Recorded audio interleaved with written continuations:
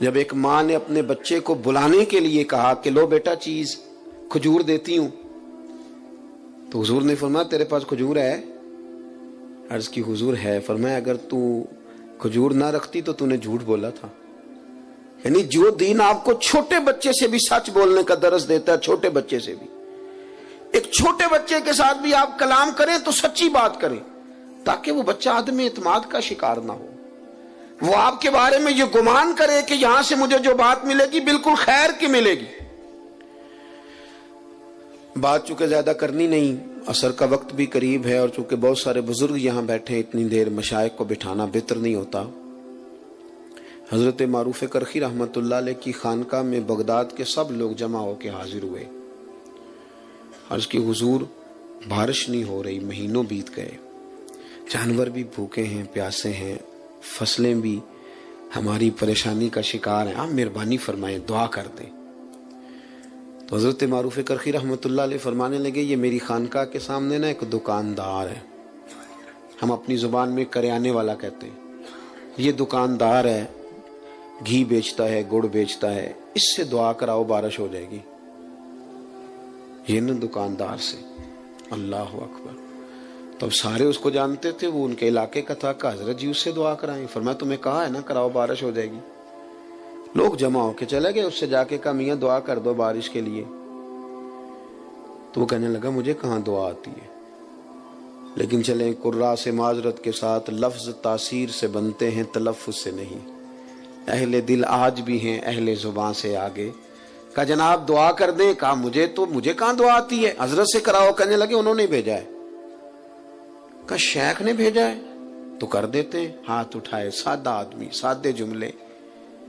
کہنے لگا اللہ تیرے بندے آئے ہیں اور تیرے بندے نے بھیجے، بارش کے متلاشی ہیں، تو کریم ہے، کرم فرما دے۔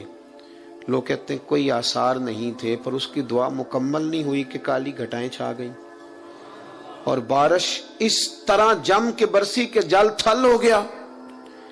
باقی لوگ تو چلے گئے، اہل دل حضرت معروف کرخی کی خدمت میں حاضر ہوئے۔ عرض کی حضور یہ تو ہمارے ساتھ نماز پڑھتا ہے، کلاس فیلو ہے، اسی محلے میں پیدا ہو کے بڑا ہوا ہے، کوئی رات کو الگ سے آ کے نماز پڑھتا ہے؟ فرمایا نہیں، اتنی ہی 5 نمازیں جتنی تم پڑھتے ہو، وہی اس کا حال ہے، کچھ زیادہ نہیں۔ اللہ اکبر۔ عرض کی حضور پھر کوئی تو خوبی ہوگی کہ قبولیت اس کی دعاؤں کی اتنی قریب ہے کہ وہ کشکول طلب پورا پھیلاتا بھی نہیں کہ رحمت برستی ہے۔ حضور کوئی بات؟ تو حضرت معروف کرخی کی بوڑھی آنکھیں چمکدار ہوئیں، چند آنسو قطرے بن کے ٹپکے، فرمانے لگے 35 سال ہو گئے میرے سامنے دکان کرتے، غریب کا غریب رہ گیا، لیکن اس نے گاہکوں کے ساتھ سچ بولا ہے، اس نے سودا پورا تولا ہے، اس نے اللہ کے بندوں کو لوٹا نہیں۔ وہ جو 35 سال رب کی بات مانے نا، وہ جب ہاتھ اٹھا دے تو رب بھی مان لیا کرتا ہے۔ بس اتنی بات ہے، اس نے 35 سال دیانتداری سے وقت گزارا، اس کا دل صاف رہا، اس نے صفائی کے ساتھ ڈیوٹی کری۔ اب وہ جب ہاتھ پھیلاتا ہے تو مالک بھی قبول کر لیتا ہے۔ وہ میرے بھائی، اگر طبیعتیں اس طرح کی ہوں، لہجے اس طرح کے ہوں کہ ہم نہ بہت زیادہ پھیلنے کی بجائے محدود ہوں، لیکن سچے ہوں، کھرے ہوں، دیانت والے ہوں۔ تاریخ ہمیں بتاتی ہے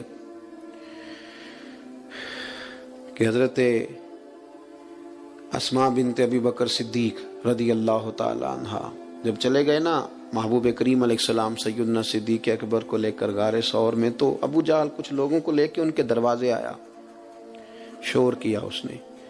جناب اسماء فرماتی ہیں میرا گھر وہ تھا کہ کبھی کسی نے نظر اٹھا کے نہیں دیکھا تھا، میں سردار کی بیٹی تھی، طاقت نہیں تھی کسی کی۔ اس نے شور کیا تو میں پردہ اوڑے باہر نکلی، کہنے لگا کہاں گئے تیرے والد؟ جوانوں غور کرنا، کوئی فائدہ نہیں ہوتا پھر بھی ہم غلط بات کرتے ہیں، کچھ بھی نہیں ہوتا پھر بھی جھوٹ بولتے ہیں، کچھ دنیاوی نفع بھی نہیں، صرف اس مجلس میں تھوڑا ذائقہ پیدا کرنے کے لیے دروغ گوئی۔ پاس سمیٹنے لگاؤں، سیدہ فرماتی ہیں کہ اس نے کہا کدھر گئے ہیں؟ فرماتی ہیں میرے سامنے 2 راستے تھے، ایک تو یہ تھا کہ میں سچ بولوں اور کہوں غار ثور میں ہے، پر یہ تو وفا کے خلاف ہے، یہ تو پہنچ جائیں گے، حضور کو تکلیف دیں گے۔ اور ایک یہ کہ میں جھوٹ بولوں کہ مجھے پتہ نہیں، اور یہ حضور کی شریعت کے خلاف ہے۔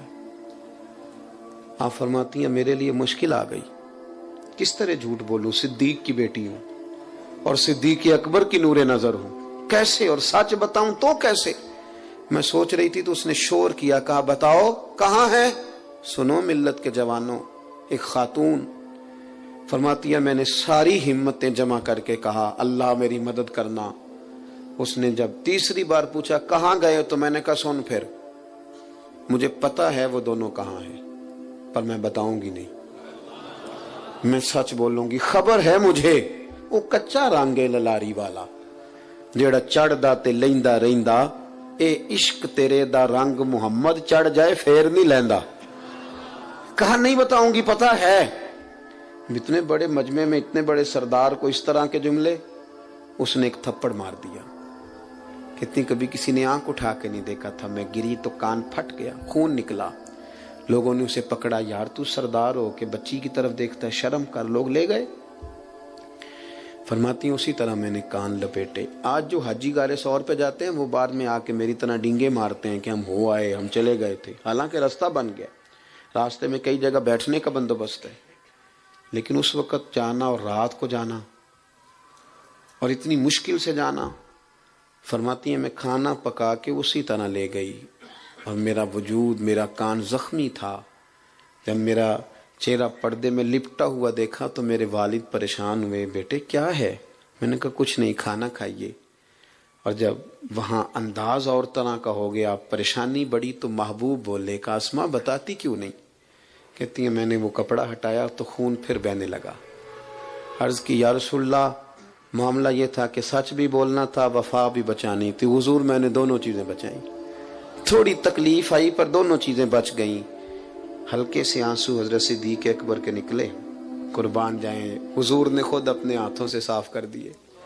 ایک واری میری آنکھیاں چوں اونا نے اتھرو پونجے سن، ہن تے چسکا پہ گیا رونے دا، تے ہر ویلے آہو زاری دا۔ محبوب کریم نے تسلی دی اور پھر ہاتھ اٹھا کے کہا اللہ میں ابو بکر سے راضی ہوں، تو بھی اس سے راضی ہو جا، میں راضی ہوں تو راضی ہو جا۔ اپنے زبان پر آپ نے اصلاح معاشرہ نام رکھا تو قرآن کہتا ہے تم سیدھی بات کرو، یصلح لکم اعمالکم، اللہ تمہارے اعمال سوار دے گا۔ اللہ تعالیٰ اہتمام کرنے والوں کو، آنے والوں کو برکات عطا فرمائے۔ جب ایک ماں نے اپنے بچے کو بلانے کے لیے کہا کہ لو بیٹا چیز، کھجور دیتی ہوں، تو حضور نے فرمایا تیرے پاس کھجور ہے؟ عرض کی حضور ہے۔ فرمایا اگر تو کھجور نہ رکھتی تو نے جھوٹ بولا تھا۔ یعنی جو دین آپ کو چھوٹے بچے سے بھی سچ بولنے کا درس دیتا ہے، چھوٹے بچے سے بھی، ایک چھوٹے بچے کے ساتھ بھی آپ کلام کریں تو سچی بات کریں، تاکہ وہ بچہ عدم اعتماد کا شکار نہ ہو، وہ آپ کے بارے میں یہ گمان کرے کہ یہاں سے مجھے جو بات ملے گی بالکل خیر کی ملے گی۔ بات چونکہ زیادہ کرنی نہیں، عصر کا وقت بھی قریب ہے، اور چونکہ بہت سارے بزرگ یہاں بیٹھے ہیں، اتنی دیر مشائخ کو بٹھانا بہتر نہیں ہوتا۔ حضرت معروف کرخی رحمۃ اللہ علیہ کی خانقاہ میں بغداد کے سب لوگ جمع ہو